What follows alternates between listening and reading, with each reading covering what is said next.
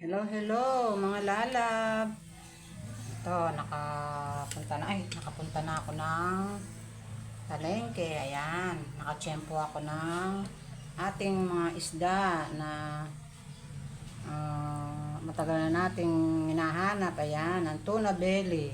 Ayan, nakabili tayo ng tuna. Ayan, yung kanyang belly. Ayan.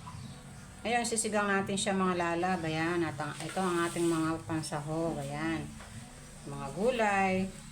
Ito yung gabi, okra, sili.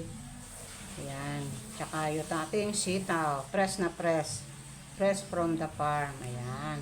Meron tayong pechay. Tapos yung kamatis. Lagyan natin ng kamatis mga lab, tsaka sibuyas. Ayan. Ayan. Yan ang for today's video mga lalab. Magsisigang tayo ng tuna belly. Ayan. Paano mga lalab, samahan nyo ako sa aking pagluluto.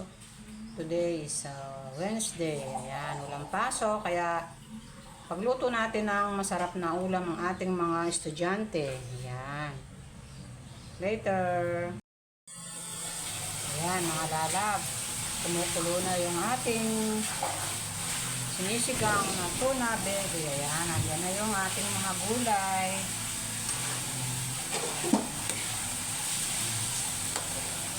Ito na yung mga gulay natin. Tapos susunod na natin itong ating pechay, tsaka okra. Ayan. Ayan, para magpagulay siya mga lalab. Ayan.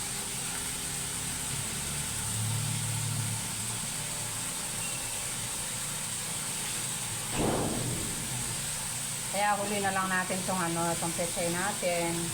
Lagay muna natin yung ating tuna belly. Ayan. Ayan. Pinirito ko ng half cook mga lala. Ayan.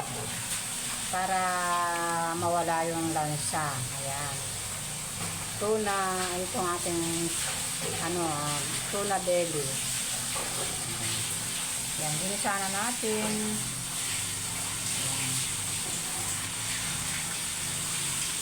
Lalagay na natin yung isda para maluto siya. Siyempre malaking isda ito mga lalab.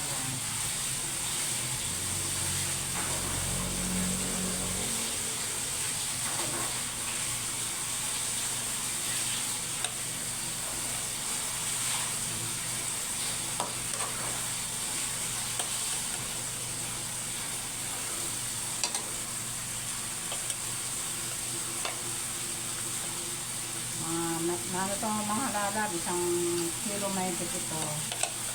Iluto na natin parang hanggang mamayang gabi. Parang hindi na tayo magluluto mamaya.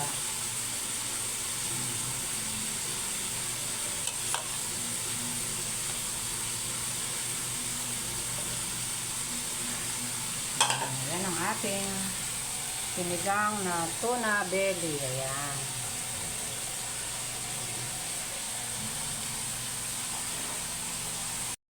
Ito na po ang ating sinigang na tuna belly. Ayan, luto na po. Kakain na po maya-maya. Thank you po. Thank you for watching po sa inyo. Don't forget like, share, and subscribe. Kung nagustuhan nyo po, mag-like lang po kayo and subscribe. Thank you po sa inyong lahat. See you to the next vlog.